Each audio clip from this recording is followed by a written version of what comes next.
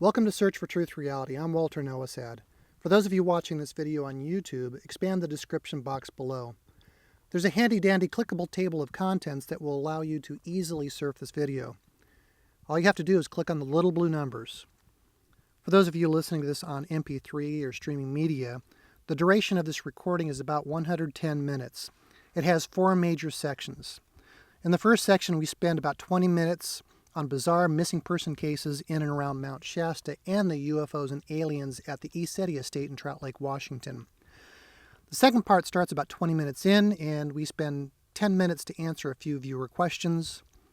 From the 30-minute mark, you get to hear a 6-minute breakdown of remote viewing terminology and participant roles.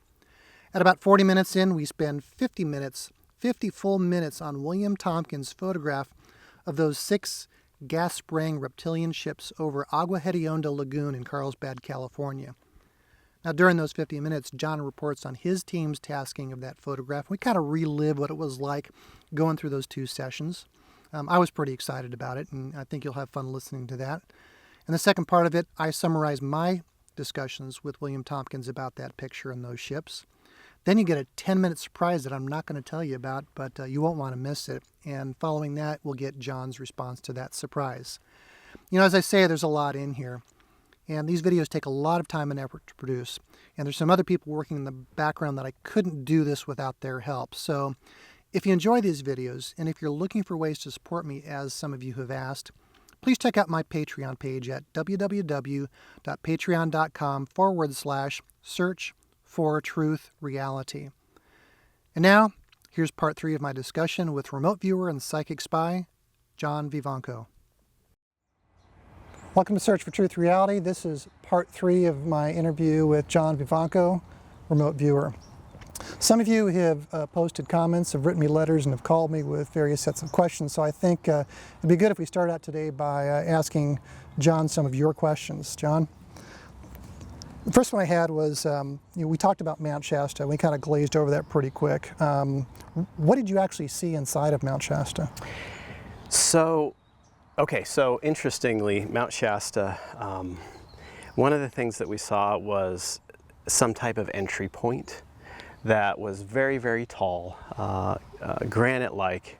It was like a basalt column with a little lip over the top, but down at the base, it appeared to be that there was a lava tube going into it, and then it was obviously it was dark.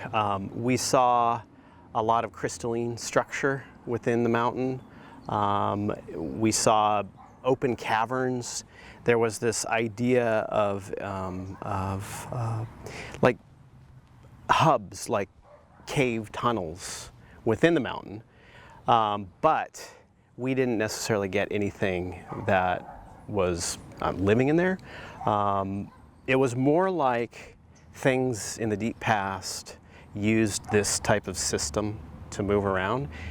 There was this idea as well that those things can still come through if they want to come through. So I don't know, it's interesting because it's sort of this Middle Earth idea. And this is old. This is old stuff. This is probably pre-12,000 years ago. I'm not saying that things don't live in there now. We just didn't see them. One of the things, though, now this is an interesting curiosity. One of the things that we find is that there are other things living in the tunnels, other than the love and light Lemurian sort of idea.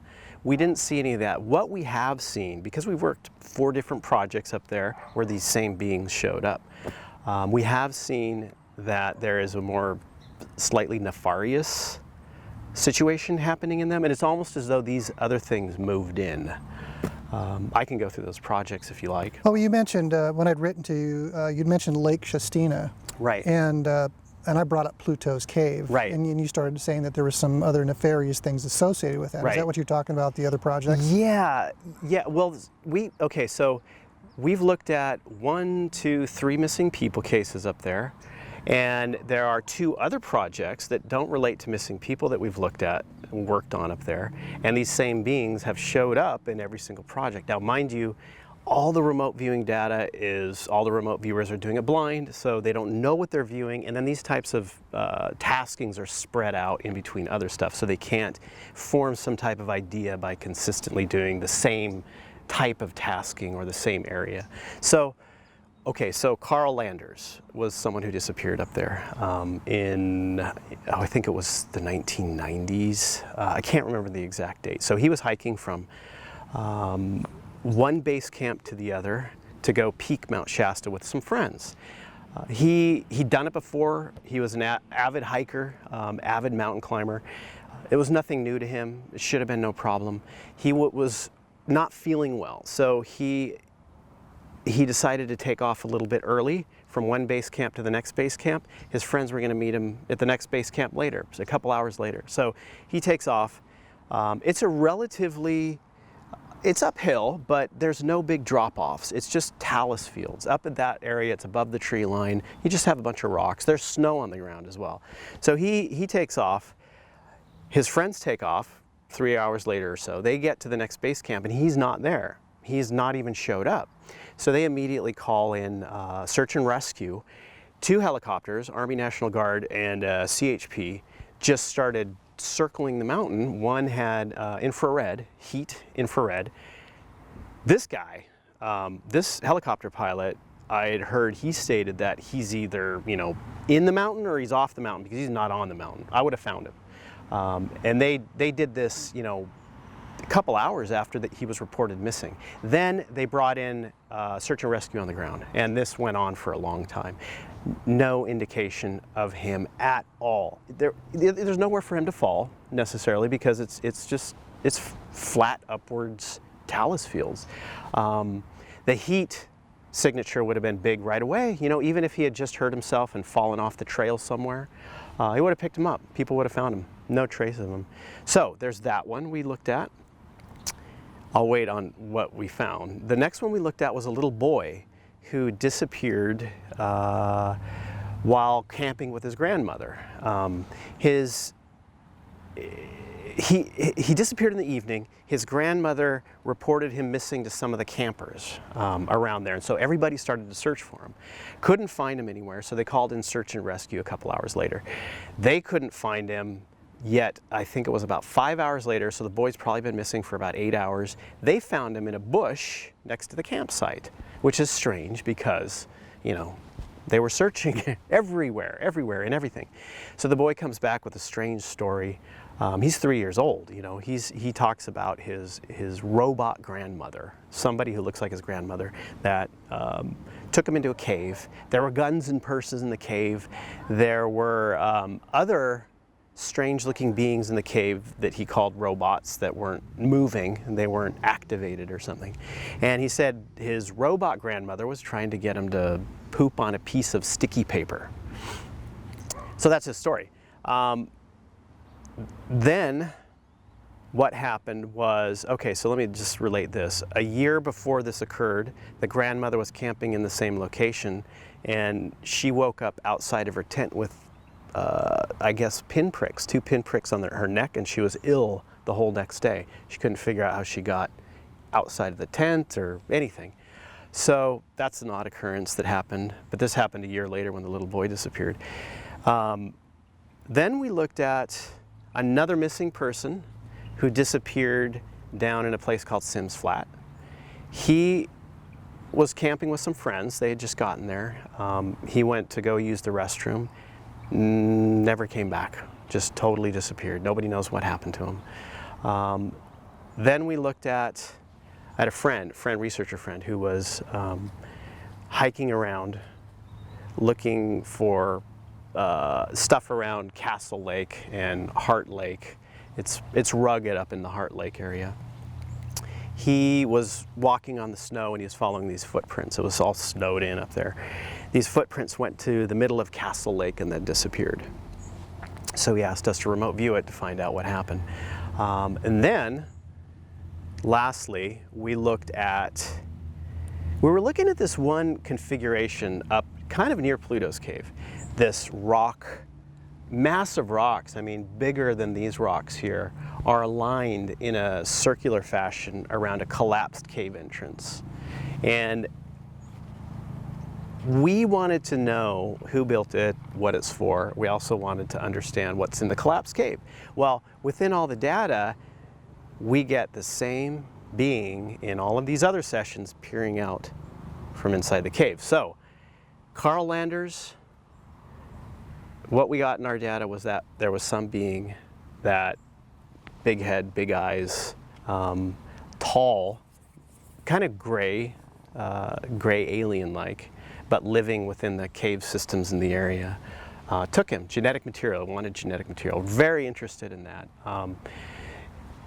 With the little boy, it was the same thing. For whatever reason, they could disguise themselves to make them look like somebody familiar, so it was his grandmother. Same type of being, big eyes, tall, scaly, more than one. Grays aren't typically described as being scaly, though. No, they're different. They're a little bit different. It has these long claw-like fingers, different than the grays. Like they have either 3 or 4, I think it's 4 fingers, and they are taller.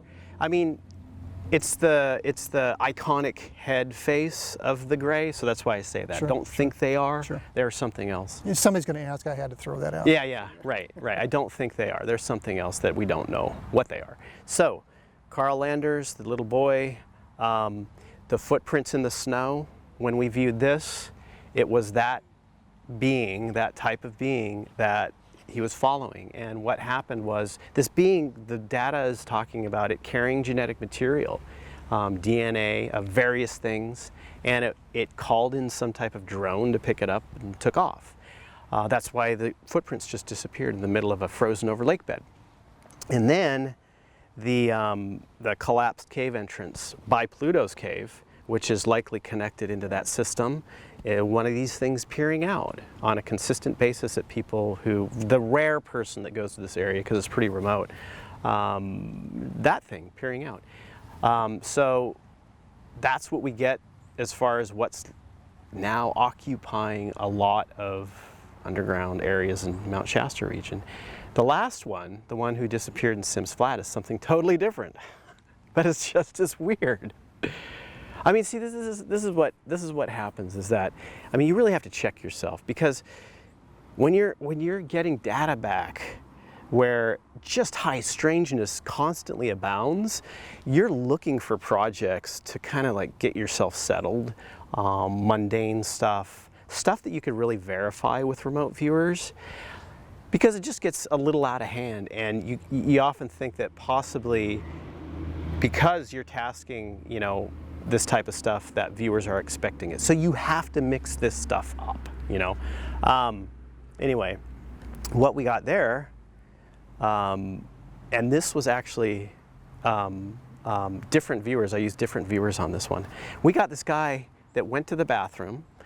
There was a sort of an opening above him in the general area, like a portal. I mean, the long and short of it, he felt drawn to this area. It was calling him in, and he got sucked into another location, another world. That's the data. I mean, that's weird, right? Because we've worked missing people cases before, and I have never seen anything like that. It's always like, this guy abducted this girl. Was he a missing 411 case by chance? He was, yeah. His last name, I don't remember his first name, but his last name was Knowles. Knowles, okay. Knowles, so yes, he was. Like I said, we've worked missing people cases. It's always, I mean, we've done this for Scotland Yard. We've done this for individuals looking for somebody in lawsuit situations, done this for police departments. So we've never run into this type of stuff before. We've never run into strange creatures abducting people. We've never run into people disappearing into a portal, never to be seen again. It's always mundane. It's always what you would expect of it. Somebody was taken and murdered. Yep.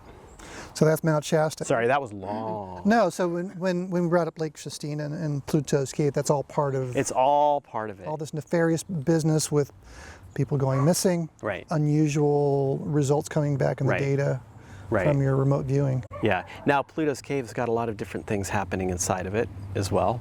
It's sort of like what it seems to be. I mean, this stuff is way outside of our conceptual framework.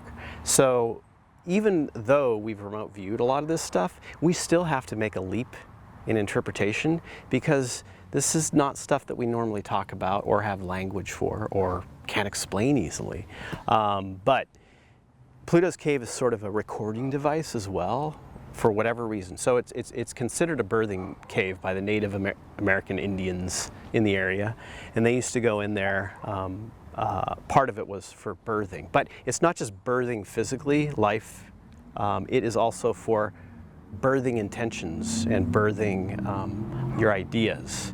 If you go in there and you're a very negative person, then you're probably going to birth a negative experience in there. It's going to intensify everything. If you're positive, then you're going to have a more positive experience. And aside from that, there are lots of spirits in there as well. I was filming in there with a researcher friend of mine, and my wife was there with us. She said, "We're not supposed to be filming. We are not supposed to be filming today." And she started walking out. My friend's camera just started turning towards the wall, just by itself. We were watching it. Was it balanced? It was balanced. On a tripod? It was on a tripod. Locked down. Yeah, and it turned. was filming into the cave. And right after she said that, walked away, it just started turning. Is this the camera that you're shooting on, or? No. Okay, so it was his camera. It was his gear, his equipment. All right, I have to ask. You have to ask. Yeah, I shoot, because, you know, Yeah. it turned on its own. And I had heard, so he's a fixer, and he had taken a camera crew there for some show, and their tripods got knocked over, and they wouldn't even go into the place. So tripods are getting knocked over, and everything's moving on their own. Yeah. So do you think, generally speaking, nobody should be shooting any video down there at all? Or? No, I've shot video in there on other occasions where it's been totally fine. It's just... Well, why'd your wife think that, like that time, we shouldn't She just got a feeling. She's incredibly intuitive, and she got a very strong feeling, no filming. Yeah. Today's a sacred day. Yeah. That's what she got. It's a sacred day. We can't film in here. They don't want us to film. Do you remember the date? It was on solstice. Yeah, it was on solstice of... December, or? It was, no, it would have been snowed in. We were there, I think it was June, yeah, because it was still... Summer. Yes, yeah, there was... Summer solstice. Yeah, summer solstice. Not this year, but the year before. Mm-hmm. Yeah. Wow, that's recent. Yeah, yeah. But I was just there. You ready for the next one? Yeah, yeah. Let's do it. So, along the lines of volcanoes here, you know, we just talked about Mount Shasta. Now we're going to go to Mount Adams. Up at, you know, at the foot of Mount Adams is Trout Lake, Washington, where ECETI estate is, where James Gilliland has his ranch, and you can go up there nightly and view all kinds of interesting lights in the skies. So when we were talking about ECETI Ranch, you had said that, oh, you know, that place is full of aliens. You have anything more specific to add other than that? Yeah, so, okay. What people are doing there, their intention towards contact and connection, is a huge draw for these particular beings as far as what we've seen within our data. It's that bridge that they cross and they go to ECETI. At least energetically, at least like their energy is always there around that particular location. And on occasion, they will come in and physically be in the location as well. But they predominantly, what we saw were cat-like beings.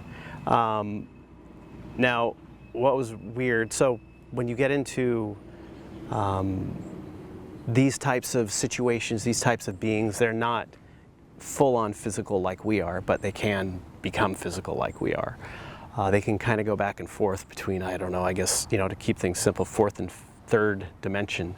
And what they do is they seem to merge with some type of sentient vehicle type thing, right? So they have sentience, this vehicle type thing has sentience. They merge with it, and they start flying around, and that's a lot of what people are seeing. And then they can unmerge with these things and go more into a physical form.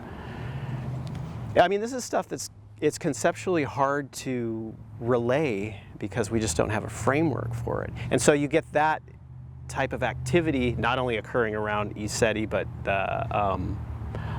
as far as I understand, the Yakima Indian Reservation and around Mount Adams itself.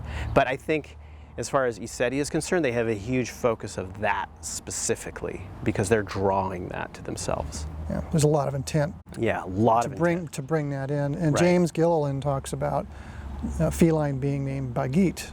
And I sent you that photo. Right. You hadn't seen that before, No. I don't think. So there's that. He talks about the lion beings Right. as well. Do you recall, do you make a distinction between feline? I didn't, but you know, this is the thing, there's so many genres, subgroups, this, that within this, and it's to me, it's like, I know a lot about this, and that, and I don't know a lot about them. So now, you know, to me, they were feline, cat, whatever, and now I'm understanding, wait, there is a separation between just the feline, the cat, and then the lion. Go figure. Yeah, exactly. Yeah. Exactly, go figure. Yeah. Any other beings other than feline? We didn't get anything else, but, you know, it's quite possible that there is. That seemed to be the predominant thing that was happening. Right, so there's this discussion of risen masters, and there's a whole laundry list of them that James has. Oh, okay, so yeah, there is, right. You've got the more etheric type beings. These ones these ones, we were looking at it specifically what is related to the lights that people were filming coming off the mountain. So that was your target then? Exactly. You were going off of that. Exactly. So we did not look into the more etheric type stuff that James is having experiences with. Yeah. So you once, okay, here's a good one.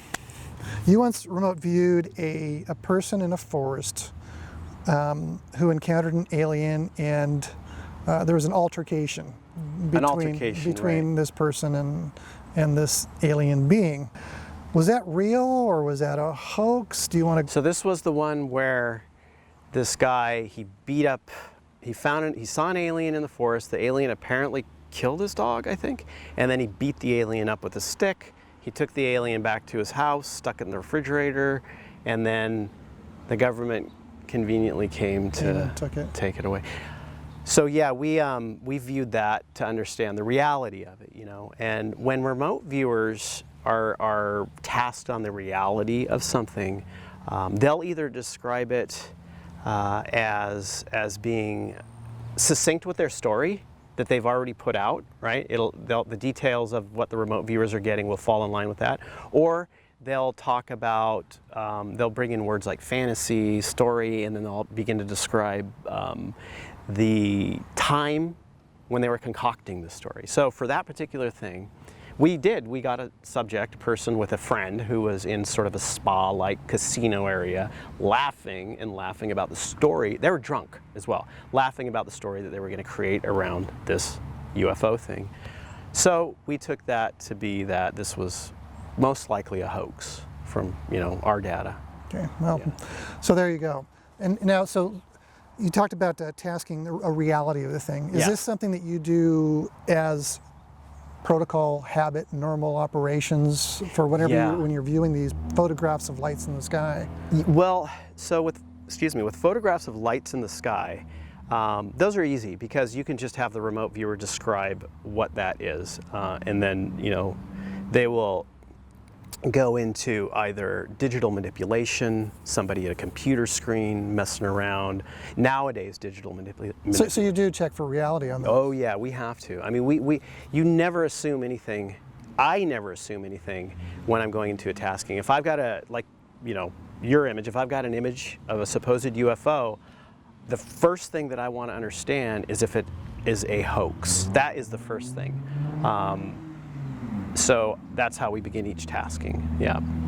Too many hoaxes. Things are so easily hoaxed. Yeah, it is. I mean, there's a lot. I get pinged quite a bit. Hey, well, is this real? You know, what do you think of this? Right. Because I do special effects and I do After Effects, and you know, when you look at pixels for so long, you get a feel for what. But it's still a photograph, and it's hard. It's still difficult to tell, and I'll express my opinion, but at the end of the day, you still have to discern the truth on your own. For me, a lot of it's just junk. Exactly. Yeah. So there was this, from the Mars rover, I don't know, this is a couple years ago. It was pointed at this hill, and then there was this flash of, like, flare of light up on the hill.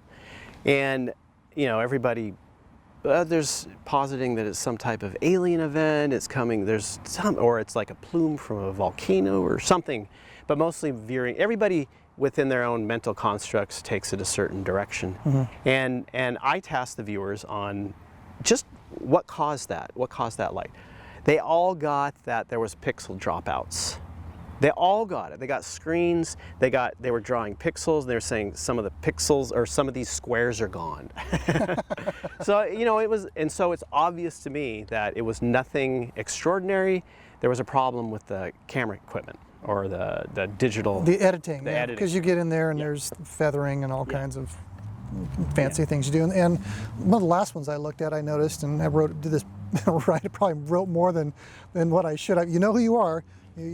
I sent it to you, and I could see where if this was a piece of art, digital art, the person who did it wasn't 100%, because there's a certain thing that he was missing, you know, in pulling off this effect. And I recognize it because I tried to do the same kind of thing. Yeah. Not that I was trying to hoax anybody. Give me a break. The portal in the bedroom. But, you know, there's other kinds of special effects Yeah. I've done where I've been frustrated because it's not giving me the right gradation of color and light that I wanted. And if you don't know how to do this correctly, that's what you're going to see. And that's exactly what I saw in this one example, which was recently sent to me. I'm like, aha! You know. Yeah. You know, and there's a lot of other reasons not to believe this one particular thing anyhow. Yeah, I think I saw that. Yeah. What you're I think I know. Yeah, I'm not going to go into it here, but write to me if you're curious. I'll send it back to you. Now I want to get into a little bit more follow-up questions. These are more of the hardball kinds of questions from people who are a little more strongly critical about remote viewing. Right. And in essence, they want to know, really, what's the whole purpose of remote viewing? What's it got to do with anything? Isn't it a huge waste of time? Well, you know, interestingly, remote viewing was developed by intelligence services because it's a really cheap way to get intelligence. When they first began to employ this, they would back it up with other information on the ground. And succinctly, remote viewing data consistently lined up with what they were getting on the ground, as well as expanding on it and showing them different avenues. So I think if you talk to any ex-military remote viewer, I think they'd have a huge issue with that, you know. That assessment, that it's a waste of time. And when you have the declassification of it, and the CIA released their report, the AIR report.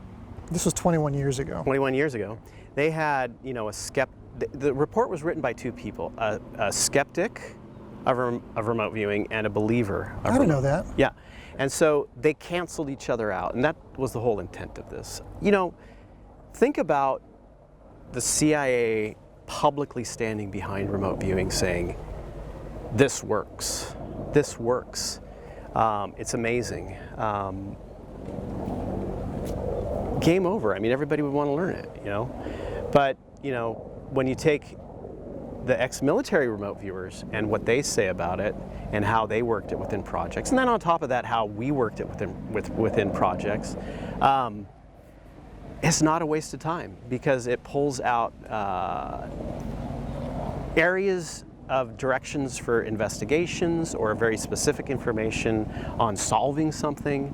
We have, for instance, we were hired by an entertainment company who built amusement parks. They had contracted with a guy in Suzhou, China, to build an amusement park. The guy used subpar materials, and when the park opened, hardly anything worked. So it turns out that he had taken most of the money and fled. He took off. They brought a lawsuit against him in the United States. They won because he didn't show up, obviously. I think it was in the millions of dollars. The FBI got involved. They couldn't find him. Private investors couldn't find him. But we found him. And we found exactly where he was. We were able to flush him out and move him to the negotiating table so that the company can get its settlement. So there's a very practical avenue and a very good outcome for this. Yeah. You would seem to think that an example like that would be enough to cash in on the $1 million prize being offered by the Randy James Institute. Why don't you go for that? Why don't you go for the $1 million? Well, I've never been one I'm not here to publicly prove that remote viewing works or doesn't work, because it's an individual experience. If anybody wants to learn remote viewing, you have to learn it yourself, right? I can't convince you of remote viewing if you've never done it yourself, you know? I mean, yeah, you can have data, this and that, but why don't people get involved in learning themselves in order to prove it to themselves? That's sorely missing in a lot of avenues of our society these days, of really deep research, so we can have an understanding within ourselves whether something is real or not. So I've never been one to try to prove it to anybody, you know? It's up to them to do it. The other side of that, there are agendas in his field. I mean, he's a religious skeptic. So I have heard that there have been people who have tried to work with him on it, and he has his agenda, and it's not supposed to work out that way, because, you know, if you've got $1 million sitting there and you're a religious skeptic, and nobody's hit that bar yet, then you can constantly claim it's not real, you know? Here's another one. If I were to put an object behind a tree, could you remote view it? Yeah, we could remote view it, but why? Why? What would be the point? There's no point in that for us. We wouldn't do it. No. Okay. It's along the lines of proof. There's a lot of people. Yeah. Well, that's the thing. So if somebody wants proof, learn it. Learn it. Learn it. That's all you got to do. That's a good test. Yeah. Yeah, and you and I talked before we rolled camera. The best proof for me is my own experience. Right. You know, I want to see it, feel it, touch it, smell it. Right. You Yeah. know, and then to know it's real. The problem is you can't prove an experience. No, you can't. You have to walk in those shoes and Right. figure it out on your own. This is one of them. Yeah. This is like another thing. Yeah. It is interesting. I mean, you know, learning it is proving it to yourself. For the neophytes out there who have written to me and have asked, what is remote viewing? Great question. And prepping for this interview, I realized I need the terminology. So I wrote John a note. Can you define what this, and this is? And so we're going to go through those really quick. Some terminology so you can follow along. Tasker. What is a tasker? The tasker is the one who writes up the target or the objective. So we have different words for these things. But the tasker is the one who's deciding what the remote viewers are going to remote view. Analyst.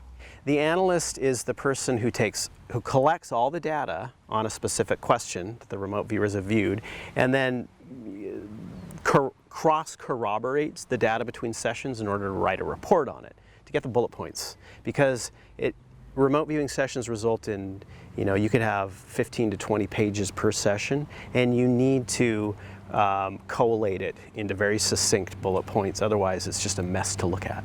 Can the tasker and analyst be the same person? Yeah, they can be the same person. You can do double blind, where the analyst does not know what the tasking is, so that they have no preconceived ideas that they're supposed to come to or going to come to when they go through the data. But normally, we will have the tasker and the analyst be the same person. What do you call the people who do the actual remote viewing? Well, we just call them remote viewers or RVers. What do you call the thing that people remote view? The thing that they view there are different words for it. So target, most people call it a target. I typically like to call it an objective.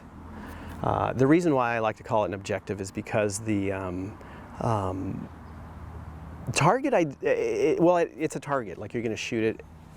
And then it also implies separation. But where does remote viewing occur, right? There is you and there's a target. But when you remote view, where is it happening? It's happening inside of you. How is that? I mean, we can get into an interesting discussion here about everything is you. I mean, it happens in you, right? It's not over there, it's in you. There's really no remote viewing. There's no such thing as remote viewing. It's neither remote, nor are you viewing something. You're feeling what's happening in you. How does that work? And then there's a connection. You know, I was reflecting on the terms for the people who remote view, or the thing that remote view. You call it a target, an objective. Target, I mean, this thing came out of the military. Of course they're going to use target. Yeah. And the other one that you had, you called it a task. Tasking, yeah, the tasking is also, did you view that tasking I gave you? So remote viewing, that's just the activity of the remote viewers. Now the writing up of the task, the creation of that target or objective, how does that work? Yeah, what's that all about? Yeah, so the tasker, the person writing it up, will just get a clear mind. They will write down what it is. Let's just say I wanted you to remote view the Eiffel Tower, Paris, current time. So I would just write that down. View and describe the Eiffel Tower, Paris, current time. You have to describe the time. Typically you should. I mean, I could have you view it 800 years in the past or whenever it was built, right? Or you can choose the future. So current time, and then I would just assign a random 8-digit number. I would just make this number up, 85234412. Just make it up.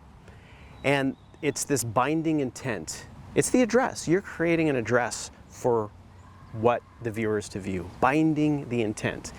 I would take this number and just give you the number. You would not see what you're supposed to remote view. You would only get the number. And you just work the protocol off of that. So, specifics about the place, and it includes the time, and you're assigning an address. Yep. Okay. The session is the materials, the papers that they provide to you through their sessions. Yeah. And then finally the report. If I understand correctly, that's the information that you derive as the interpreter. Yep. And you're interpreting from the sessions that the remote viewers gave you. Yeah, I mean, you're not so much interpreting as just laying out congruent points of information. But one thing that happens with remote viewing is that if you take each session as sort of this circle, right, and the scope of information, you'll have crossover between other sessions, but then you will have areas that they don't cross over. So in conventional remote viewing analysis, those areas where they don't cross over, you will typically toss that information away. But it's actually a gold mine of information if you understand how your remote viewer perceives things, because it usually falls into the realm of highly conceptual and metaphorical in how they perceive the world around them, that doesn't exactly line up in a physical way with what the other viewers are getting. So unlocking that's very important when you're doing analysis. And it isn't so much of an interpretation as it is just laying out the data, just the corroborative points. We don't like to think of it as an interpretation. Okay, so you call it laying out. So yeah. Yeah, I think that was the term you used. I wrote that down, so good. Now, the last part here is on the tasking. Have you ever set up a task through the eyes of someone else? Yeah, we have. So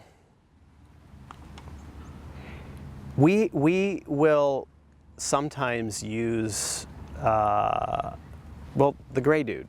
I think I spoke about the gray dude last time. So let's talk about a person. So the gray dude, is that a physical being, someone else? Physical being. So it is a being that, it's a gray alien that used to visit Prue, that other remote viewers associated with her would see and experience, and the being would give information. Some of the information that the being gave was to do sessions through him on occasion. Okay. Right. Oh, okay. So we would do that. So, it wasn't so interesting for me to do, so I haven't done a lot of it, but sometimes during classes I will say, you can view through another being, another individual. It can help with the information that you're getting, it can help make it clearer. But, the other thing is that you're blending, you're doing a blend. This is remote viewing vernacular for merging with something, becoming something. You're blending with this being in order to see through its eyes. You have to be careful of what being you're blending with, because energetically it could be a mismatch. It could feel weird, it could feel off. It can make you nauseous, you get massive headaches from it. So it's not always the best choice. So when they get their tasking, here's the address, here's your tasking. Oh, by the way, view it through the eyes of whoever. Yep. You'll tell that's the direction on top of the address. You can do that, yes, and I have done that in the past. Now, is it hidden too? I mean, can they be blind to No, that? you don't. They have to know. Yeah, you want to be upfront, right? I mean, as a tasker and the analyst and running projects, you have to be above board transparent. Make sure that you're not sending your viewers into dangerous situations, because you can get visited by things that you remote view. This has happened in the past on a number of occasions. It's happened to me, other remote viewers. You have to be responsible and understand that if you're viewing something extremely negative that has energy to it, it can and will come visit you later on and provide a bad experience. Okay. Yeah. Wow, I didn't think about that. Yeah. So like the JC, what's his last name? JC Brown? JC Brown. You know, you described a time where you're trying to figure out where these hieroglyphs came from. Right. You know, and you saw through his eyes. Or Well, your team did, I think. Yeah, I mean, so the tasking on that was to view him at the moment these were created so we could understand what he's doing. So it wasn't necessarily, if a remote viewer during a session, they can do what we call a movement exercise, where they write blend with subject. If they're getting a subject, they don't know they're viewing JC Brown. We call people and beings subjects. Right. So if the viewer wanted to, at a certain point in the session, they would write blend with subject, and that's when they would see through that subject's eyes, if they wanted to do that.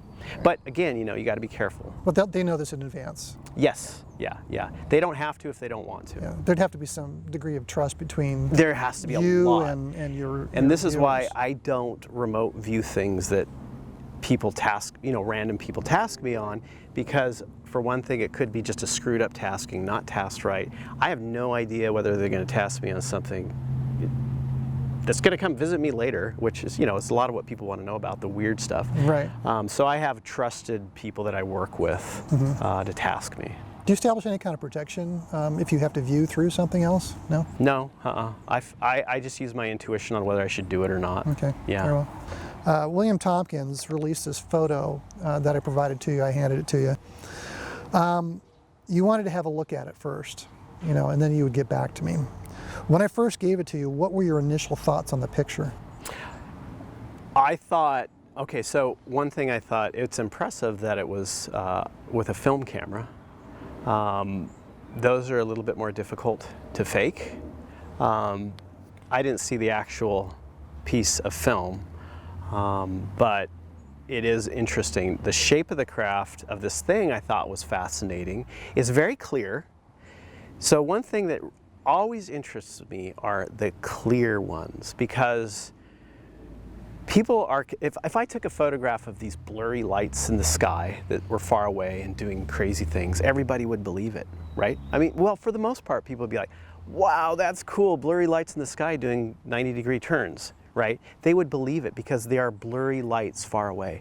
If I took a photograph of a UFO, like literally some type of craft that landed right there, everybody in the world would claim fake. Fake. Fake, fake, fake. Because it's too clear. Because it's too clear. We've been socially engineered. He man. glued Christmas ornaments on a Right. couple of trash can lids. Exactly, exactly. I mean, we have been taught this, and this is slightly subversive. I mean, Well, I think it's partly psychology too. It's Yeah. denial. You want to deny something that's just that you've not been exposed to before. Right. That's just Right. normal. I Right. think normal behavior. yeah, totally. I mean, it's funny to me. It's really interesting. So when I see a clear one like that, we've viewed, you know, YouTube videos where you got this big, oh wow, it's so clear, so amazing, and it's just CGI. You know, we get a lot of digital things happening.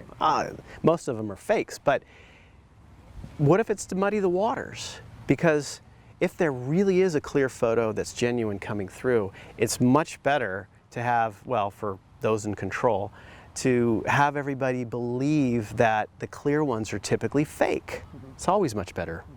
Anyway, Well, so anyway, about the clarity of the photograph itself, just, you know, I look at it and it's still a little fuzzy around edges, Right. you know, and there's about 5 or 6 different things in there, you know, in various states of whatever. Right. You know, so it's not completely crystal clear, like, you know, between here and 10 feet Yeah. away and, you know, trash can lids with Christmas ornaments glued Right. onto it.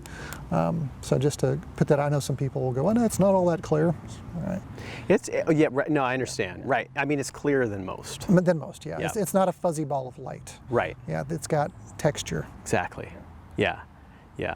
So that was my initial. And then the next thing was Carlsbad Lagoon. Agua Hedionda, I think. Huh? Agua Hedionda Lagoon. Oh, I can't even pronounce I think that's that. the technical I just call it term for the Carlsbad Lagoon. It's Yeah. easier to say. Yeah. Yeah. There's nothing out there. Yeah, There's let's just call it nothing. Carlsbad Lagoon. It's just, yeah, there's nothing out there. Yeah. It's just, you know, flat of water and Right. mud and Right. reeds and grass and then some, you know, condos around it. Yeah.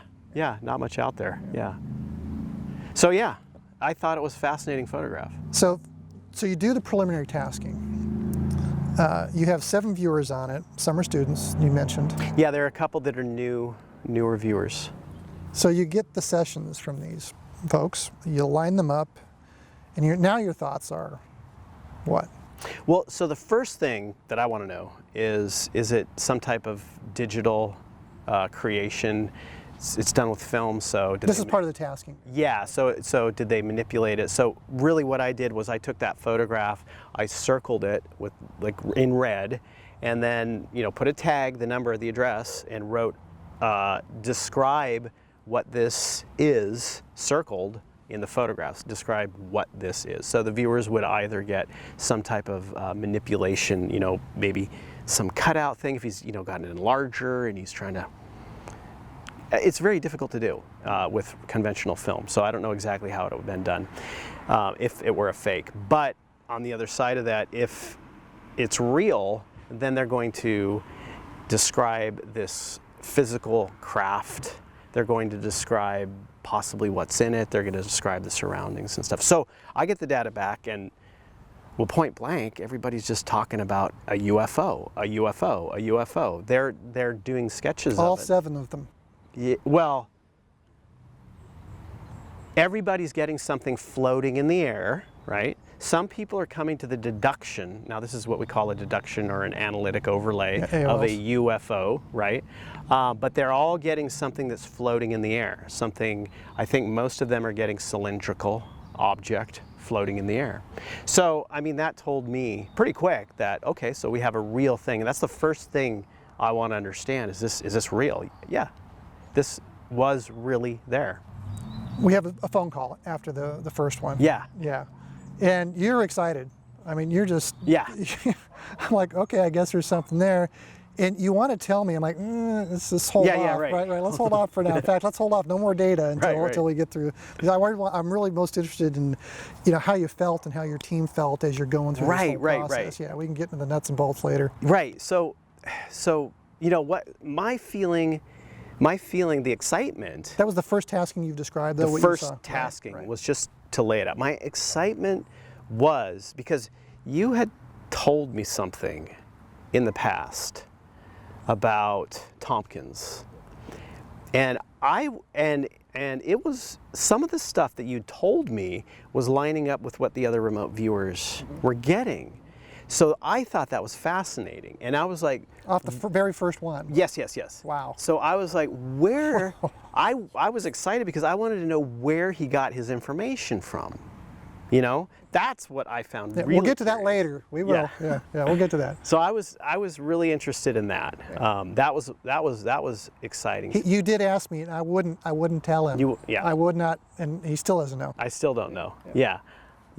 And as far as the viewers, so the viewers they're blind to this. They don't know yet. Just in case, you know, I need to do more on it. But the thing is that if I don't do any more before this video is released, then they'll all know because they're all watching. Hey guys. Now they're watching. Yeah, now they're watching. Yeah, so you had the 7, right? Yeah. And it was a mixture. You know, some were students.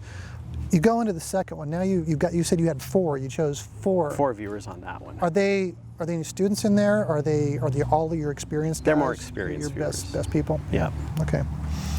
So you get the more experience. So now you've got it. Is it the same tasking now? Is it modified, a little different for the second part? No. So the first tasking, we just wanted to know what the object is, what this thing is in the picture circled. The second one is, since we've identified it as being something physically real that occurred there, well, not 100% physical, but I'll get to that.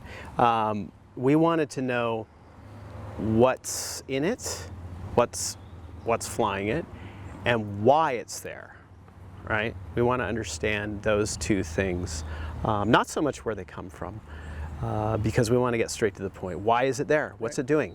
You know, that's what we want to know. Right. So you get the second set. Now what are you feeling compared to the first? Interesting. I'm feeling, well, okay. It's fascinating.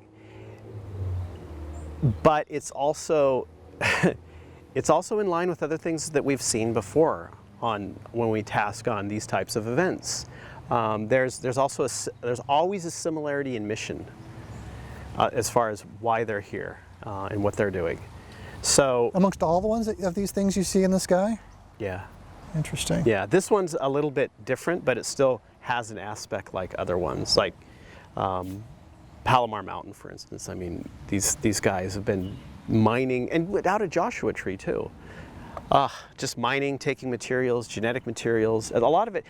This is a warehouse. This is a very valuable warehouse. The whole Earth, full of so much genetic diversity, full of so much plant life, trees, animals. Think of all the harvesting you can do here, you know, out in the middle of the galaxy. DNA. Yeah. So it's real. The bottom line is it's real. It's a real thing. It's not a mar on the film or anything like that. Okay. So for this photo, were you one of the taskers, or you were the tasker and analyst, right? Tasker and analyst. Tasker and analyst. Did you remote view it as well? Yes, but no, I did not view this. Okay, this is where things get a little bit mind-boggling. I remote viewed this months ago, before I knew you. Okay, so the way I work it for myself, so two things happen for me when I get tasked on things. One thing that happens is that I remote view, I just do sessions. I write out my own address. It's not actually associated with anything yet. I'll write out a random number. It's just alphanumeric, 8 alphanumeric. Right, and I will do a full session. I will get, you know, a stack of 10 to 20 sessions built up that are not associated with anything. They are not tasked on anything. They each exist in a state of probability. This is fascinating because not literally maybe a week or two ago, I was talking to that little bird who provided questions for the last interview. Again, you know who you are. And we were talking about this very thing, is the sequence of events. Yeah. You know, in the remote viewing, you know, creating the task, remote viewing the task, and analyzing the data. Right. Can be done in any order. Yeah. And here you are telling me that you've done just that. Yeah, yeah. I viewed it, blind task with no target. Right, so I'll do a session and I'll just write it, so I'm viewing blind. I'll just do the whole session and just toss it in my pile. You know, I'll do a session, toss it in my pile. And then when I need I'll have other viewers view it, so I'll write the tasking up and I will send it out to the other viewers, and it'll be, you know, in the logical sequence of time as far as humans go. But then when needed, I will grab randomly, it's like, you know, flipping through a deck of cards and just grabbing one at random and then putting it on the pile for this particular project. You know, I've completely forgotten about what's in there and I don't even look at them, it's just random. And then toss it into the pile and it becomes part of that tasking. And so it goes from a state of probability into a state of certainty. Wow. Yeah. Wow, that's crazy. Yeah. Yeah. So that, I mean, you know, it's needed, you know, it's a necessary component. I have to do that. So that I have more data, you know. Now, one of the things is that it's often said, well, the analyst and a viewer should not be an analyst. But I came from this very practical world of working and coming to conclusions for companies And it was often that that you had to view on these. You'd have to view and then work analysis as well, because you just don't have the people. Right. And it's a necessary thing. And so you begin to understand by doing this over and over again how your data relates to it. And so what I do is I keep my data in reserve. I go through the others and basically understand that first, and then add. So you're segregating your stuff from just a little from bit. the team, From the team, what they're doing. But for this one, particularly in the last week that you did the first and second, you didn't remote view at that time? No. So the remote viewing we're talking about was from August or July or something. Of this year? Yeah, of this year. Yeah. So you wanted to, I had some questions here about the reports. We can move into the, how what did you want to know? What was revealed? How you decided to connect. We already kind of covered this stuff, but if we can get into the data now, what are the sessions revealing? And also specifically, I'd be interested in the time frames. What time frames were covered when you were doing this? What do you mean, what time frame? Well, when you create when you task, you said, Oh, yeah. So that would be that moment that person captured. It's at the time of that. Yeah, it's at that. Right. So did you go into the future, into the past? Is this still happening today, sort of thing? Right. That would be a question. Well, we did look at that. Yeah, we did look at that, because one of the things we want to do is understand if there's a continuation of the phenomena, and then how to capture evidence of it. But we found that, nope, it's not. It's not happening now. It's not going on anymore. It was for that time period. So it was just. And that's it. And I'll tell you a weird story around that. Okay, so basically, this first tasking is describe the object, circle in the photograph so we can determine what it is. You can hold that if you like. So, point blank, so what the viewers are talking about is a UFO. And it's really, they're describing it more or less, just as the photo looks. Not every single viewer is describing a craft. Some viewers are describing a thing floating. There's an interesting sketch. Yeah, we've got. So one of the things is that, as an analyst, we write reports and never really go through the raw data, because there's a lot of information in here. That's why you have to do that. Then you've got, this is a shorter session, didn't do a matrix. The viewers were talking about this thing moving very slowly, very, very slowly. They were talking about it being oblong, large, white, that there are clouds around, it's vibrating and it's shaking.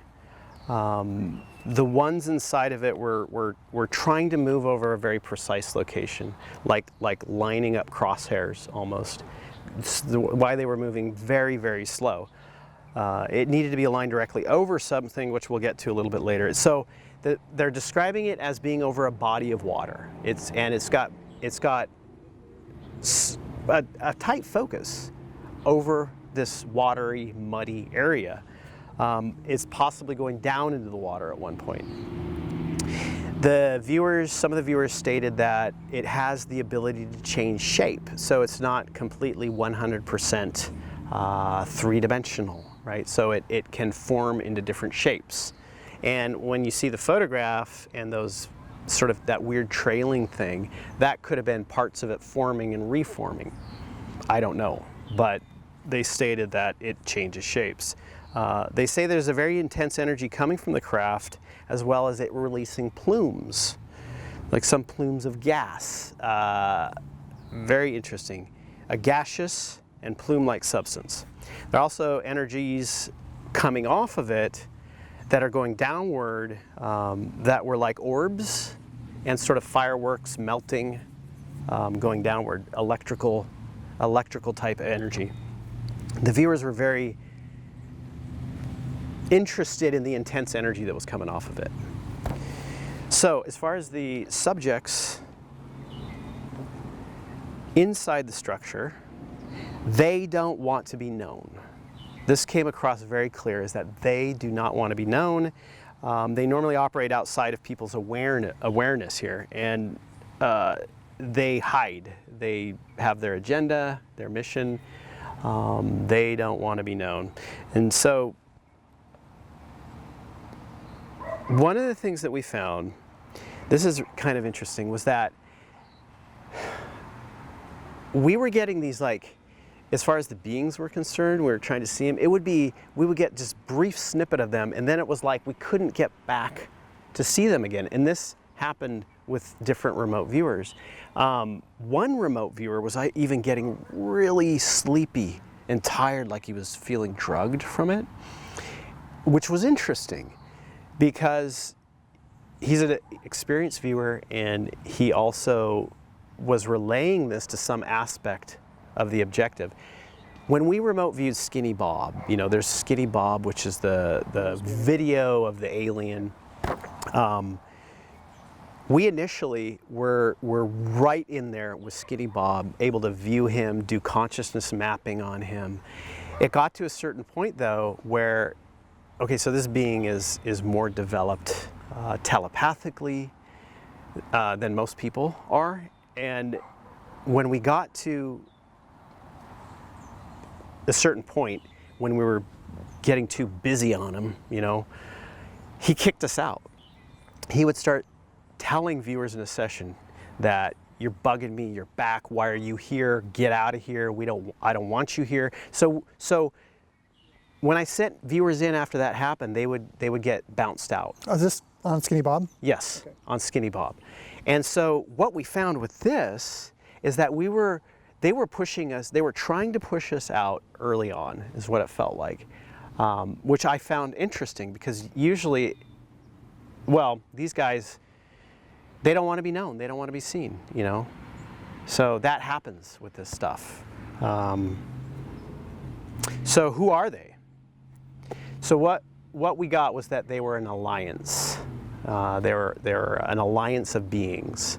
From what we can gather, there was a central subject who was somewhat brown green, scaly-like. Male energy, had this sort of long face thing that was going on, kind of crocodile-like. This is coming from multiple viewers.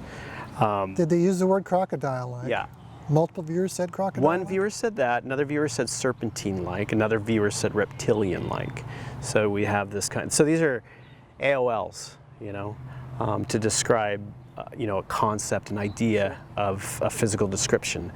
Basic physical description, you know, we run down the line of scaly, brownish green, long snout-like thing. This being had big eyes. This particular being seemed to be somewhat of the one that was in charge, in command, and very focused, extremely intelligent, trying to align things just perfect. Then there were also these larger-eyed, more humanish like beings within the craft. They were more sort of telepathic. They were soft and gentle, but unemotional. They were there sort of in a more subservient role, doing stuff.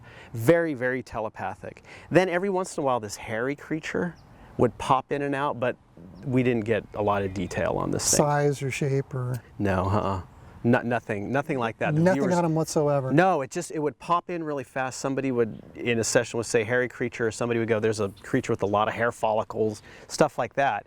And then it would all of a sudden be gone, and you know, the information, nobody chased after it because there were these other beings that were more predominant that they were focused on. Now, if we were doing a longer project, then the possibility would be to really like kind of delve into each one. So it seemed as though they're both paraphysical and physical. So paraphysical is things that are outside of our third dimensional reality. So they seem to like have this 3D to 4D kind of thing going on, where they can go into 3D and they can go into 4D. Higher technology, but also just a different type of being, different type of intelligence, consciousness. This is also, you know, the reason why they can hide from humans. They can shield. They can shield themselves from, you know, mental probes like we were doing, which normally these types of beings can to a certain degree, and that's, you know, that's normal. That's quite normal with this stuff, especially with these guys. Now, I don't know if they're on the up and up 100%. Well, we're very human-centric in our assessment of activity. Assessment of activity. And most people believe that, well, if they're here, they're doing stuff for us. But that's not typically the case. And also, our conceptual framework can't branch into an understanding of beings that have completely different consciousness, experience, agenda, missions, goals. Most of these guys that come here are here for the survival of themselves, for their own species. You know, we're just this, like, what are those herd of cattle doing down there? How can we use them? You know, that type of situation. So I'm sure there are some that are interested in our own evolution as well, just to put that out there. But most of the ones that we found are more interested in their own survival and evolution and their goals and their missions. If somehow our evolution factors into theirs, then of course they're gonna help us. But this is sort of not 100% helping us, it's more helping them in what they're doing. So what are they doing? Let me see here. Wrote this stuff down. Okay.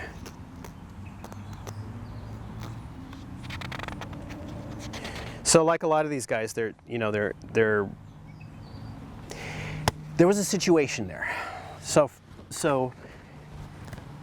at the lagoon, what we got in the data was that there was something imperative that had to happen. And I don't think they were there just for the lagoon. I think that things branch out a little bit more because we're getting other aspects of whole earth type things, but with a focus on the lagoon in the area. They weren't there for that long.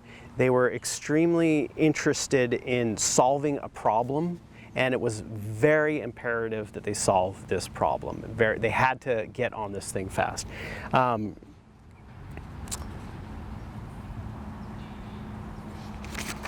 So the energy that's coming off of the craft is sort of a sound vibration, beams, rays, as well as a firework-like pattern, as well as orbs. And I've got to wonder if people were seeing orbs in that area around that time. I mean, I know they weren't necessarily seeing the craft, because you had stated to me that when it was originally taken, he didn't see it, right? But I think some of this stuff had to have been visible because the viewers were picking up just on almost like a light show going on out there. So they're focusing on this muddy, watery area. Some viewers were describing embryo fish, jellyfish, going up and going down, sort of like taking them up.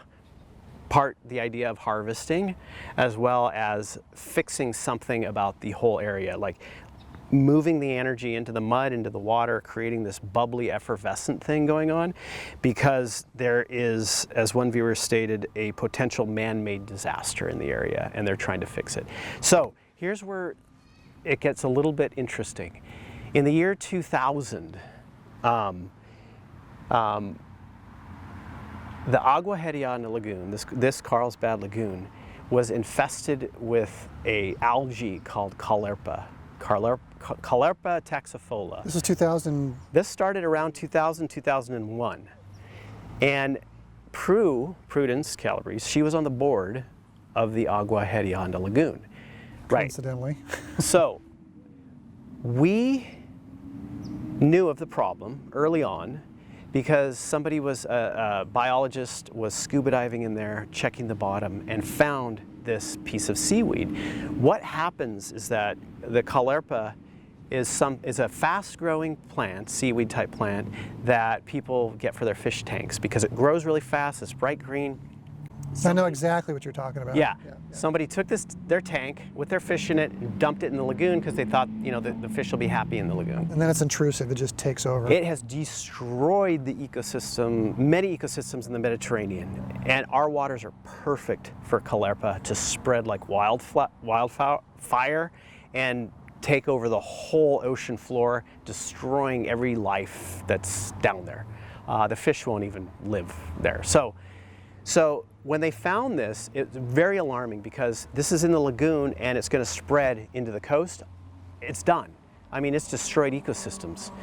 So we immediately began to remote view how to get rid of it. We got a scenario of like gridding off the bottom of the lagoon and like laying like sheets of something on the bottom. So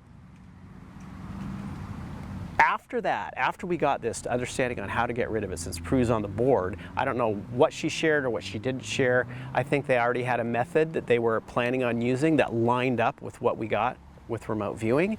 And that was exactly that, to lay plastic sheets and inject it with chlorine to kill them. And so after that, after we figured out how to get rid of it, we decided to do what we call the environmental healing protocol. So within remote viewing, this gets a little bit woo-woo, but you also have remote healing.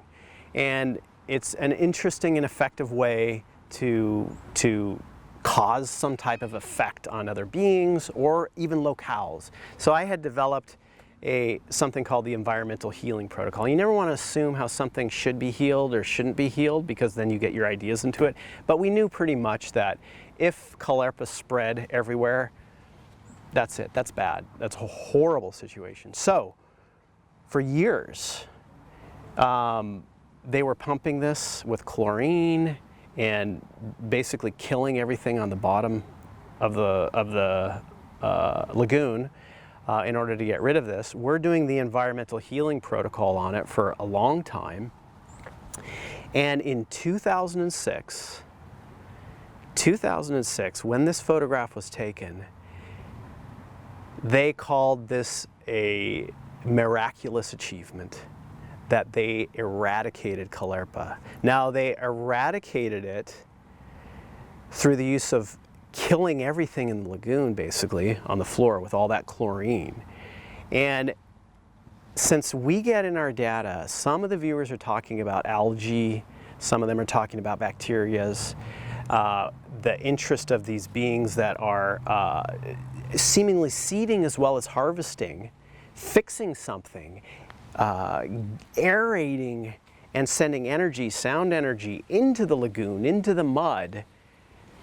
It really makes me think that since this was completely they called it a miraculous achievement in 2006, that fully eradicated, that these guys could have been conceivably interested in that ecological disaster. Now, we stopped an ecological disaster, but we may have been creating another one with the use of all of that chlorine. All the chlorine going in, yeah. And they may have come in, we got man-made disaster in our sessions, and they may have come in and fixed the mess, because, well, these guys are more interested in their own survival, in harvesting and keeping our ecosystem stable for them. I mean, think of this as an outpost, a warehouse they can stop at and get resources. If we destroy everything, how are they going to get the resources? And this would have destroyed everything out there. Now, I'm not saying 100% that it is related to that, but boy, it's very strange, the synchronicity. Yeah, it's incredibly synchronous. I mean, yeah. now I know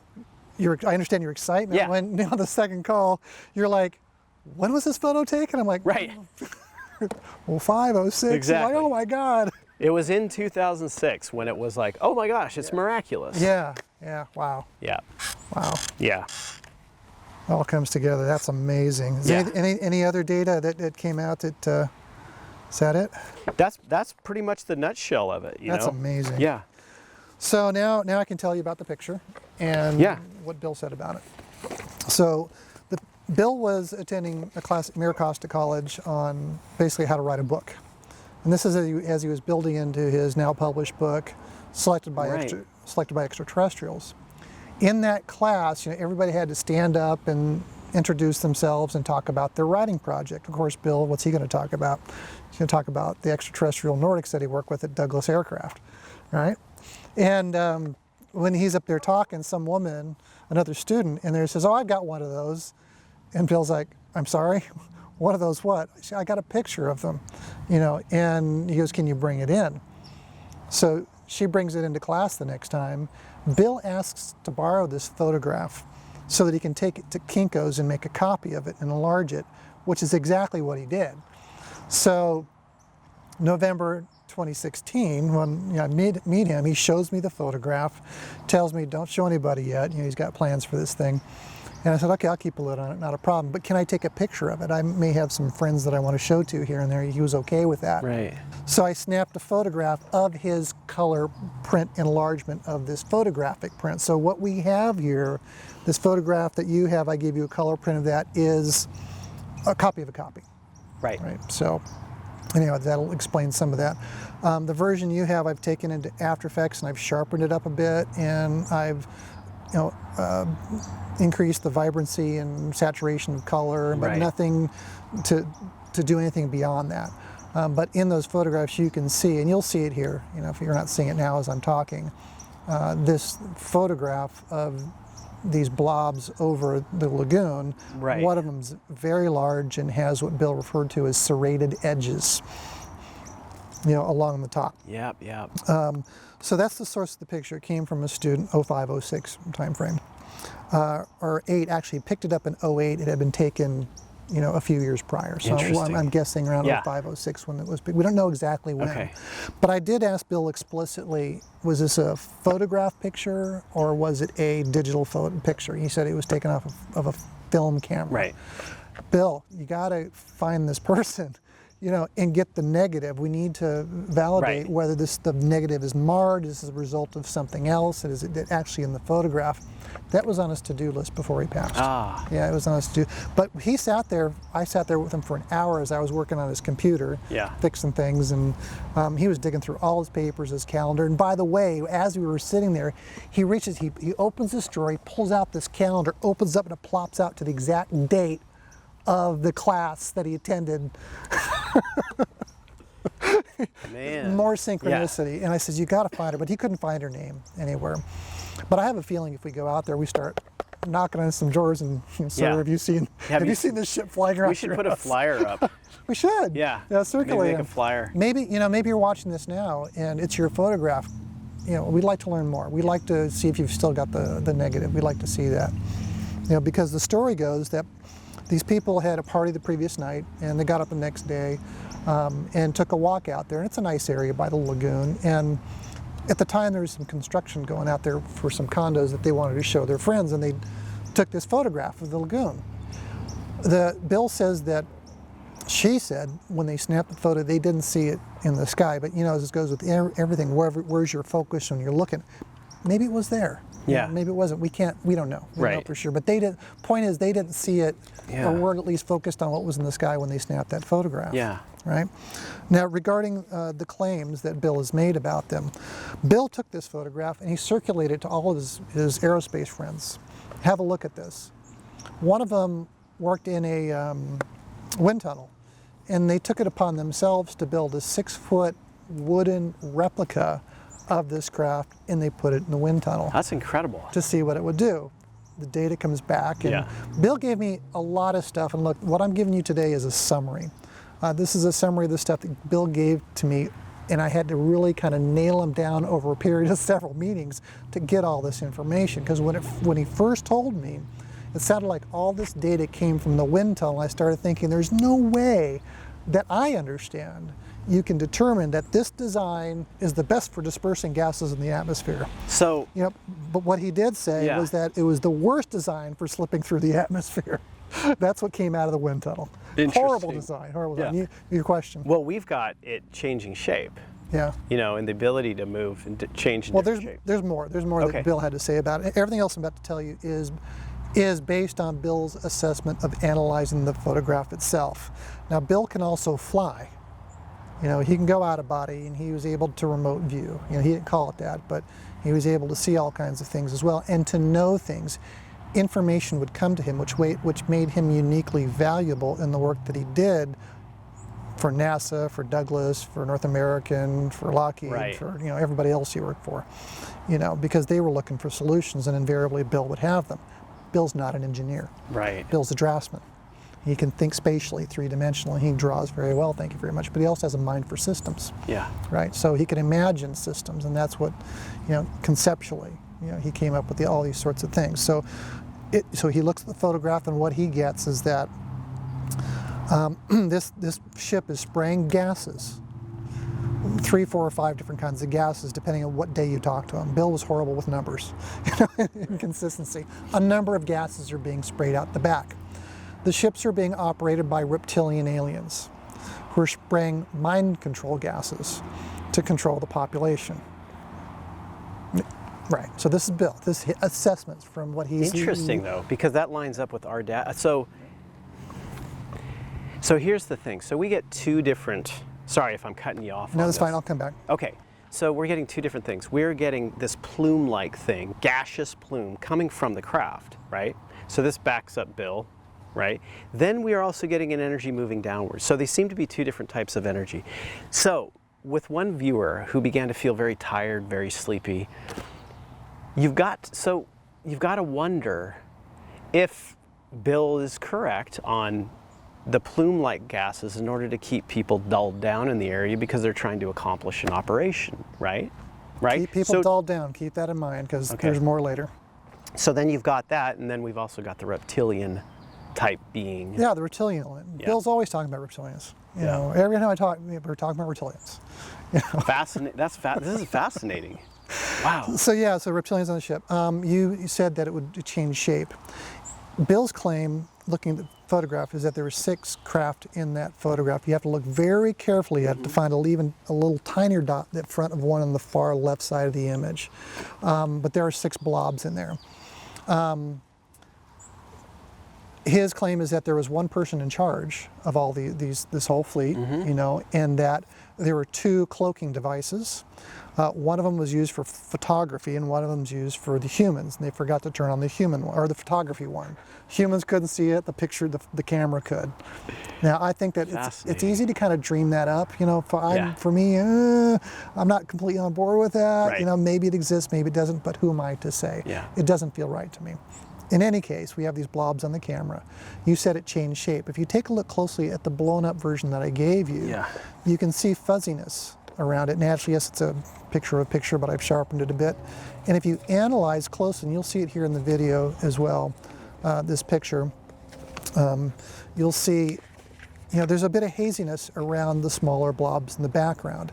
You know, who's to say that it wasn't some kind of cloaking, or that they may not have been going through right here. Right. You see these here? Yeah. Yeah. You know, right. Plus that back one, the one to the far left. You know, look at that. You know, could that be a result of a cloaking device? Right. If that's indeed a real ship. Right. You know, is that part of changing shape that your viewers had interpreted? Right. Wow. Yeah, look at that. Look at the fuzzy. Yeah, I mean, he said that this was a tanker. You know, it's spraying gases. Spraying gases. Right, and it's kind of the serrated edge. And if you look at this thing from the front, so from the nose on, like this, John, from nose on, if you look at it, it has a shape like a snake. Like a snake. A body of a snake. You know, so it tapers from the nose all the way to the back. Right. Wow.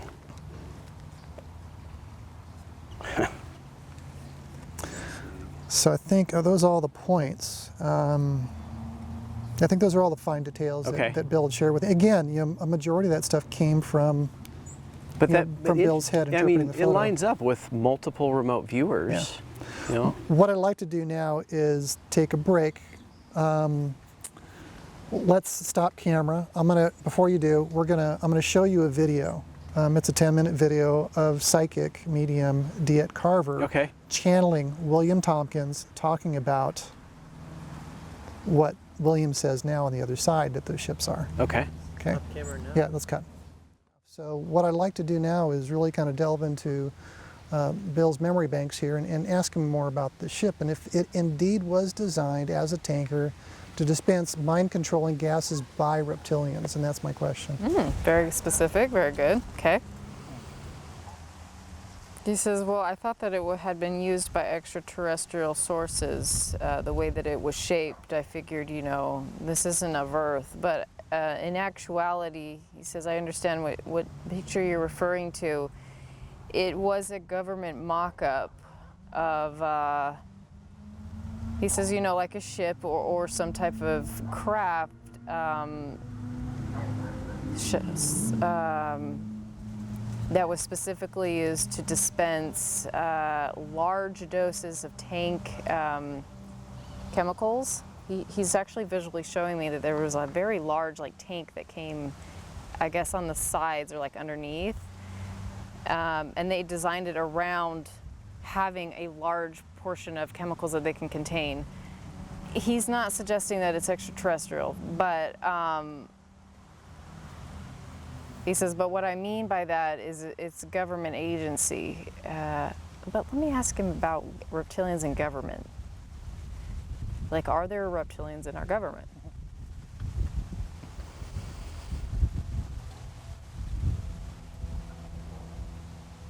He says, yes.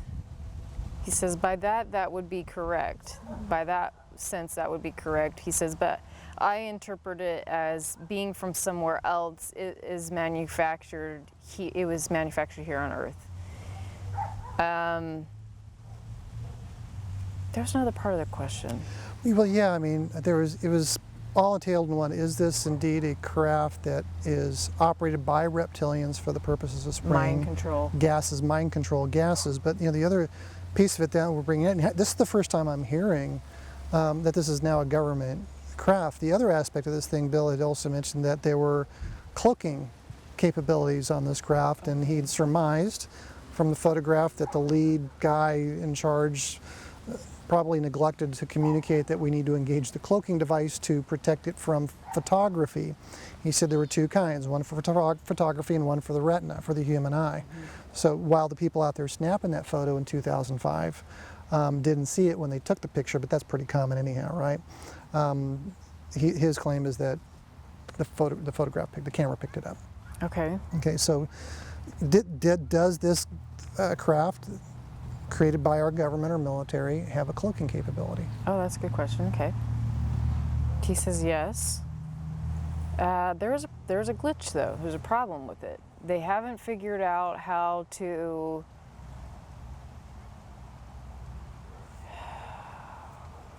I don't understand. It's the technology isn't as strong as it, like extraterrestrials would know how. There's a glitch. He says they're using lower end technology, and so it's not as effective, but it does exist. I'm asking him specifically on aircraft. He says it does exist, but they have to do it in a different way. It's not the same as extraterrestrials can do it. They can do it and last for, he says, like years.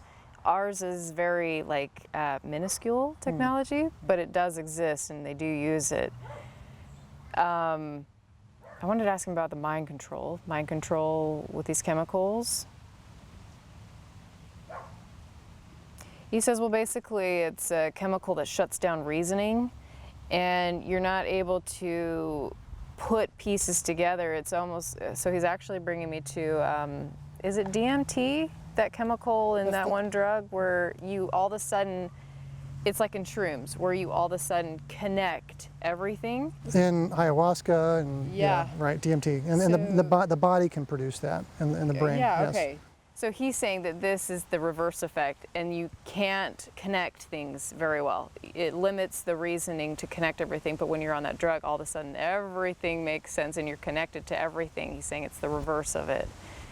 Well, so we've got these crafts out here, and we were just sitting here, what, a half hour ago, what did we see coming across the sky? Chemtrails. Chemtrails. So what's the difference, Bill? I mean, between this overt spraying and the covert spraying? That's good. And what's the point? He says, well, the covert's more for military operation as far as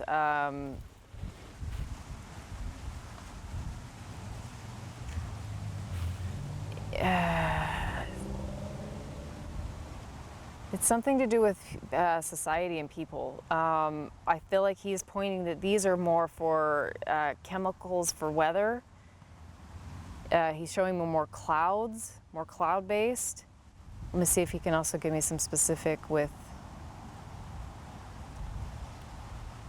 He says they are more easily come by. These ones that we saw, the weather ones, they're easier to make and they're easier to dispense as far as they're, you can use less and disperse more, whereas the ones that you were talking about for the military, it was like it was more rare and they had to use big tanks and it was harder to dispense in the similar way. Different purposes, same purposes? No, it seems to be different. Weather versus mind control? Yeah. I don't feel like that the one that we were talking about prior was really to do with the weather. I feel like that was more, he just says metals in the air to limit humanity's abilities. He says not only humanity though, it shuts a lot of things down where you feel very separate. He says like everything feels like they can't connect. Mm-hmm. He says that's the idea behind that one. Interesting, given that a lot of the people in the New Age community are all about unity and, you know. Yeah. Let's see what he says the easiest way to control a person or even a group is to make them feel that they are alone or separate, and so they have to look toward, he says, even governments or external sources to fill needs, and they can't connect to the idea that they are already connected to everything. That's not suggested in their consciousness, he says. I'm asking him a bit more about those chemicals because I feel like he's showing me something with metals specifically. I'm just trying to see. Barium, strontium, aluminum, these are the three of the chemicals that have been cited as being in the chemtrails we see out there sprayed. You know, the overt ones we can see, but this one here. The one with the military, right, yeah. Right. That, let me see if are those the metals? So he's saying, are those metals in there? There's some metals in there that are, it's not about the weather, it's something else. Let me see if I can't get him to, he says that there's vegetation that gets killed. Yeah. That, he says it like makes you rely on sources that are not natural.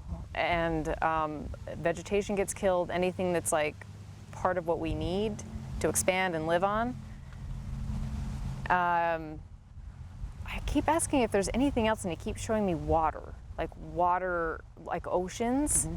I don't know if it maybe affects oceans life or something with that. So Bill and I used to talk about P3 Orion being modified with different kinds of monitoring equipment that could scan all the seafloors for extraterrestrial bases. Okay. You know, is that what he's talking about, the bases, or he's talking about maybe the sea life and condition of the ocean health-wise with all this metal?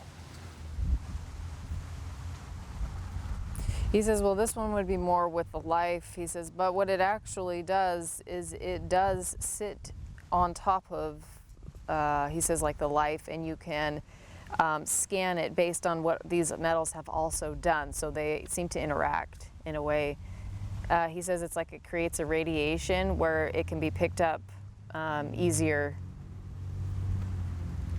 It can refract EM. If it's a metal, it's going to bounce signals. It sounds like it, yeah. So they can use that to also use the device that you were talking about to find different things along the surface. Well, this is talking about the floor, the sea floor.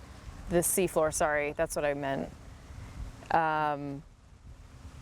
But yeah, the metals basically use like a reflection, or refractory? Yeah, well, refraction, that's light. EM, electromagnetic waves, frequency, Tesla. Okay. It's like bouncing signals.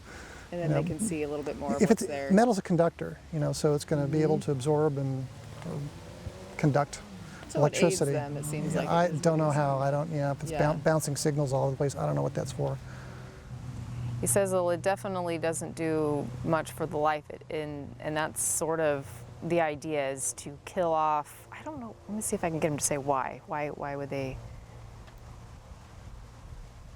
He says, well, basically to create a world where you're not reliant on anything but the centralization of what they can provide you.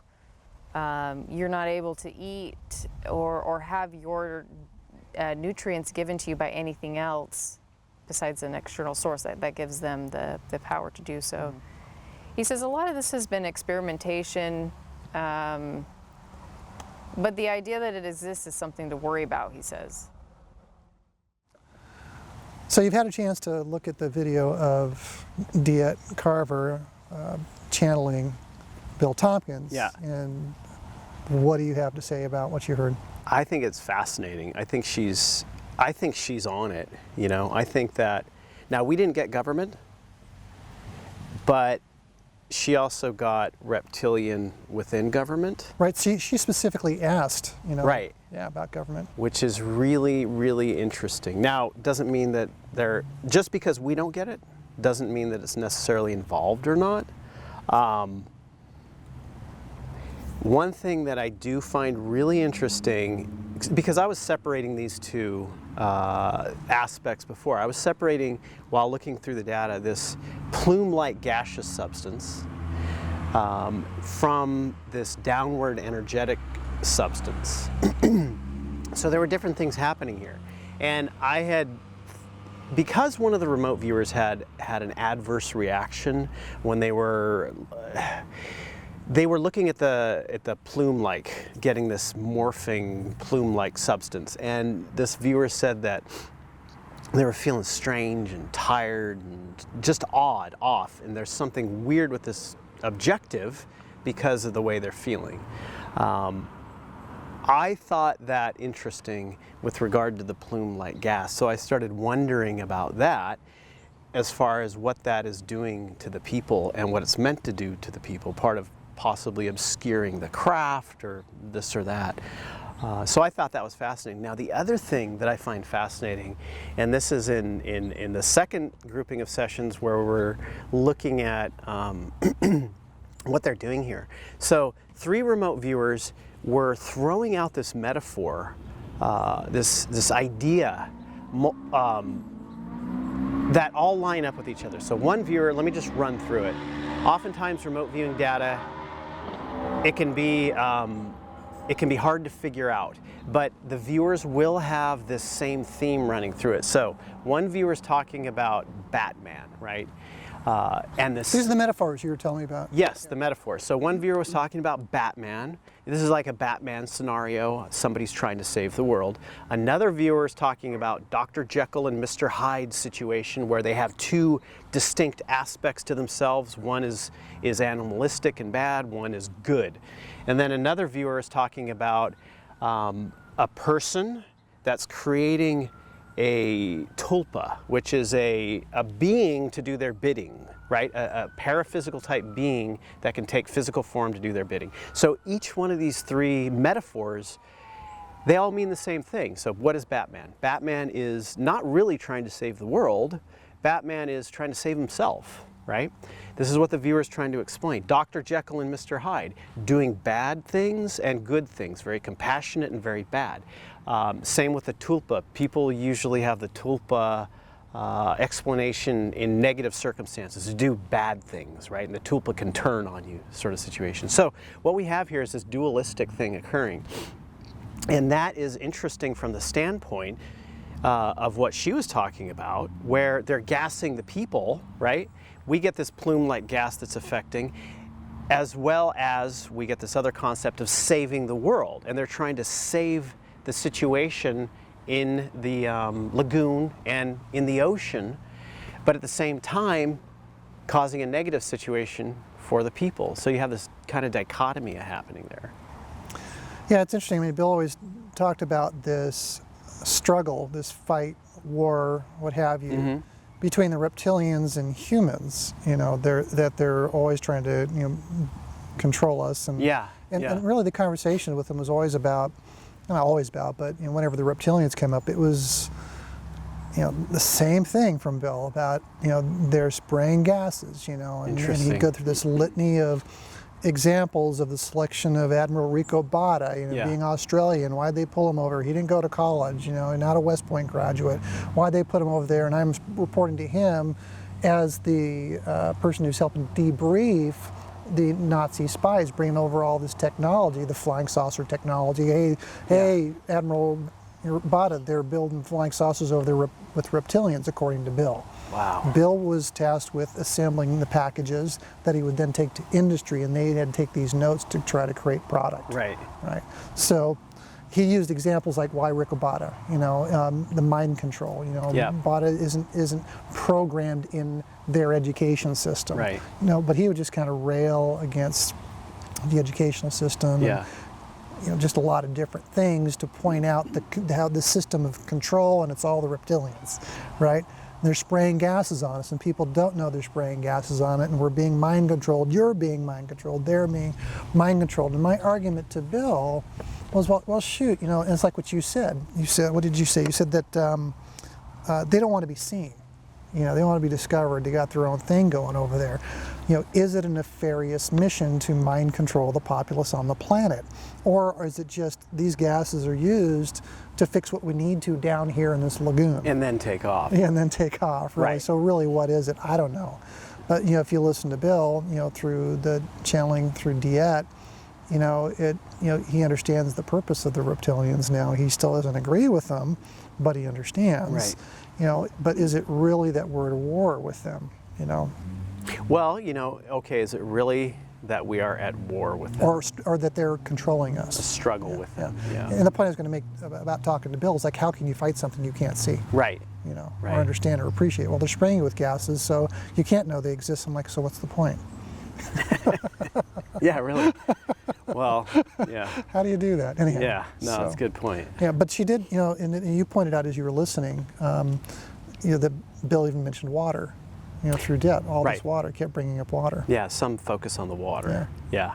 Focus on the lagoon. Yeah, we went in a different direction Yeah. with it, but Yeah. still it's... But you can see, all of these things, it's like remote viewing data. It's like remote viewers. Say we have 3 different remote viewers, and what happens with remote viewers is that their data crosses over where it corroborates, and then it fills it out in different directions. Even though you can't corroborate that, it still fills out the whole picture, and this is what we're getting with the 3 of us.